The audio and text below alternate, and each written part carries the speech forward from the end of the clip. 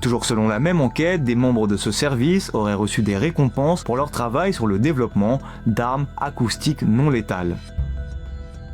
Greg Ed Green, qui est un ancien colonel américain qui était en charge d'une enquête pour le Pentagone sur le syndrome de la Havane, il remarque quand même que toutes les personnes visées étaient en lien avec la Russie. De son côté, le pouvoir de Moscou dément et a toujours démenti des opérations de ce genre. L'administration américaine a elle aussi réfuté toute théorie d'une attaque par une puissance étrangère, même si elle recense 1500 cas, dont des diplomates, des anciens agents du FBI ou de la CIA.